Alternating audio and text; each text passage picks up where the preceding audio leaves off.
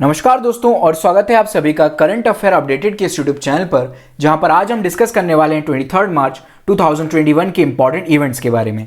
चलिए लेक्चर की शुरुआत करते हैं और सबसे पहला आर्टिकल डिस्कस कर लेते हैं जो कि रिलेटेड है जनरल लचित बोरफुकान के से रिलेटेड, जो कि कौन हुआ करते थे? अहोम किंगडम के एक किंग हुआ करते थे जो कि रिसेंटली जो असम स्टेट है उस वाले एरिया में रूल किया करते थे। ओके, चलिए क्यों ये रिसेंटली न्यूज में आए? तो हुआ ये है कि प्राइम मिनिस्टर नरेंद्र मोदी ने, उन्होंने क्या बोला है, एक जो बैटल लड़ी गई थी जनरल लचित बोरफुकान के द्वारा, उस बैटल को आत्मनिर्भर मिलिट्री माइट के नाम से कंपेयर किया है। ठीक है, चलिए अब सारे इंपॉर्टेंट टॉपिक्स डील कर लेते हैं इस आर्टिकल से रिलेटेड। सबसे पहले लचित बोरफुकान के बारे में जान लेते हैं। इनका जन्म हुआ था 24 नवंबर 1622 को। ओके, इन्हीं की लीडरशिप में एक बहुत famous battle of Saraighat fort की गई थी 1671 में। ओके, बैटल किन किन के बीच में हुई थी? तो अहोम किंगडम वर्सेस मुगल्स के बीच में। ठीक है, इनको श्रेय दिया जाता है strengthening Indian naval forces. Okay, और उसके साथ साथ इनलैंड वाटर ट्रांसपोर्ट जो है उसको भी इनिशिएट करने वाले जो किंग थे वो यही थे। ओके, इसके बाद फिर एक इंपॉर्टेंट पॉइंट इनसे related, NDA national defence academy में जब भी वहां से आप ग्रेजुएट होते हो, पास आउट होते हो, ठीक है, तो एक बेस्ट कैडेट को एक अवार्ड दिया जाता है और वो जो अवार्ड दिया जाता है वो इन्हीं के नाम पर दिया जाता है, Lachit Borphukan gold medal. Okay, इस अवार्ड की शुरुआत की गई थी 1999 में। ठीक है, इनकी डेथ हो जाती है 25 अप्रैल 1672 को। चलिए अब अगला इंपॉर्टेंट पॉइंट हम अहोम किंगडम के बारे में डिस्कस कर लेते हैं, जिस किंगडम से ये जो किंग है लचित बोरफुकान ये बिलोंग करते थे। तो देखिए इस किंगडम को फाउंड करने वाले थे चोलुंग शुकापा।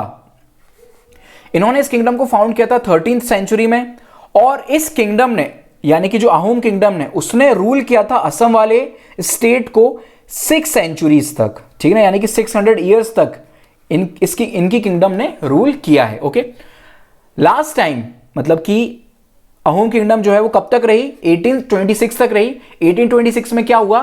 ब्रिटिश इंडिया ने अनेक्स कर लिया असम को एक ट्रीटी से, जो कि ट्रीटी थी ट्रीटी ऑफ यादाबू। ठीक है, तो इस ट्रीटी को भी याद रखिएगा, इंपॉर्टेंट है ये ट्रीटी। ठीक है, चलिए अब इसके बाद अहोम किंगडम के पॉलिटिकल सेटअप के बारे में डिस्कस कर लेते हैं, यानी कि वहां पे सोसाइटी कैसी थी, कल्चर वगैरह कैसा था वहां का, उन चीजों के बारे में जान लेते हैं। सबसे पहले पॉलिटिकल सेटअप देखिए, वहां पर क्या हुआ करता था, Ahom created a new state by suppressing the older political system of Bhuyans. ठीक है ना, यानी कि बुयांस का क्या मतलब होता है, जो लैंडलॉर्ड्स हुआ करते थे उनको पहले हटा दिया गया वहां पर। ठीक है ना, उसके बाद अहोम किंगडम जो है वो डिपेंडेंट हुआ करती थी फोर्स्ड लेबर के ऊपर। ठीक है, और those forced to work for the state were called paiks. ठीक है, यानी कि स्टेट के लिए वर्क करने वालों को पैक्स बोला जाता था और ये फोर्स्ड लेबरर हुआ करते थे। ठीक है, अब यहां की हम सोसाइटी की अगर हम बात करें तो देखिए सोसाइटी को डिवाइड किया गया था क्लैंस में। ओके, जिसे खेल्स बोला जाता था। ओके, चलिए खेल्स वगैरह कौन हुआ करते थे? तो मिलिट्री सपोर्ट प्रोवाइड किया करते थे अहोम किंगडम को। अगर हम इनके यहाँ के रिलीजन की बात करें और लैंग्वेज वगैरह की बात करें तो देखिए इन्होंने पहले तो ये ट्राइबल गॉड्स को बिलीव किया करते थे, फिर आगे चल के इन्होंने हिंदुइज्म को अपना लिया और असमीज लैंग्वेज का ओरिजिन वहीं से हुआ। ठीक है, फिर आर्ट एंड कल्चर की अगर बात करें तो यहां पर पोएट्स और स्कॉलर्स वगैरह को लैंड ग्रांट्स दी जाती थी, थिएटर्स को एंकरेज किया जाता था, संस्कृत को ट्रांसलेट किया गया लोकल लैंग्वेजेस में। ठीक है, बुराजिन्स एक बहुत फेमस हिस्टोरिक वर्क है जो वहां की लोकल लैंग्वेज में लिखा गया है। ठीक है, इसे क्या बोला जाता है? First in the Ahom language and then in Assamese. पहले अहोम लैंग्वेज में कन्वर्ट किया गया और फिर उसके बाद असमीज लैंग्वेज में इसको लिखा गया।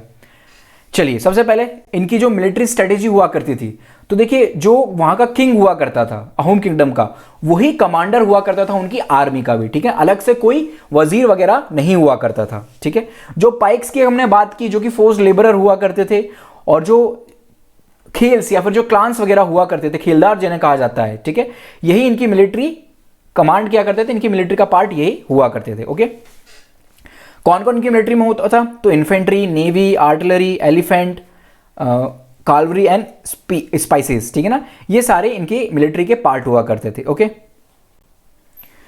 चलिए अहोम किंगडम्स के जो सोल्जर्स वगैरह हैं वो गुरिल्ला वॉरफेयर में भी काफी फाइन हुआ करते थे। ठीक है, अगर इनके किंगडम के कुछ इंपॉर्टेंट फोर्ट्स की अगर हम बात करें तो चामधारा, सैघाट जहां पर वॉर लड़ी गई थी, ठीक है ना, सिमलाघर, कलबार, कजाली और पांडु, ठीक है। चलिए, इसके बाद बैटल ऑफ साईघाट कब फॉट की गई थी?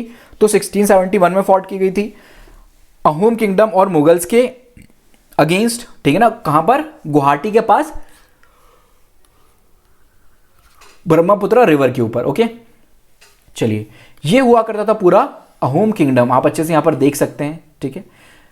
कई बार जिस फोर्ट के हमने के बारे में डिस्कस किया, सालागढ़, ठीक है, चरादेव, ओके, ये फोर्ट हुआ करते थे सारे अहोम किंगडम में, ठीक है। ये पांडु, ठीक है। चलिए आगे बढ़ते हैं। इसके बाद हम डिस्कस कर लेते हैं हमारा अगला इंपॉर्टेंट आर्टिकल, जो कि हरिद्वार के कुंभ मेला से रिलेटेड है। रिसेंटली क्या कंटेस्ट है, देखिए कुंभ मेला जो है वो ऑर्गेनाइज कराया जा रहा है हरिद्वार में, ओके। इसी से रिलेटेड गाइडलाइंस वगैरह इशू की गई है। सेंट्रल गवर्नमेंट उत्तराखंड गवर्नमेंट को लिखा है कि जो भी इंपॉर्टेंट मेजर्स लिए जा सकते हैं कोविड-19 के आउटब्रेक को रोकने के लिए कुंभ मेला में, उनको लेना जरूरी है, ठीक है। कुंभ मेला जो है यूनेस्को की इंटेंजिबल कल्चरल हेरिटेज साइट का एक पार्ट है, ठीक है ना। इंडिया की एक कल्चरल हेरिटेज साइट है कुंभ मेला, ठीक है। ये जो है वर्ल्ड का सबसे लार्जेस्ट पीसफुल गैदरिंग है, लार्जेस्ट, सबसे ज्यादा नंबर में ह्यूमंस यहां पर एक साथ गैदर होते हैं, ओके। कुंभ मेला जो है वो 4 अलग अलग स्टेट्स में, 4 अलग अलग प्लेसेस पर ऑर्गेनाइज कराया जाता है, ठीक है। पहला होता है नासिक में गोदावरी रिवर के पास, फिर होता है उज्जैन में शिप्रा रिवर के पास, ठीक है। फिर गंगा रिवर के ऊपर हरिद्वार में, और उसके बाद यमुना और गंगा के जहां पर दोनों मर्ज होती हैं, ठीक है, प्रयाग में, उस वहां पर, ठीक है ना, यानी कि इलाहाबाद में, ओके। तो ये 4 प्लेसेस हैं अलग अलग, चारों अलग अलग स्टेट्स में है, यहां पर ये ऑर्गेनाइज कराया जाता है, ठीक है। एक प्लेस पर 12 साल के बाद कुंभ मेले को ऑर्गेनाइज कराया जाता है, ठीक है ना।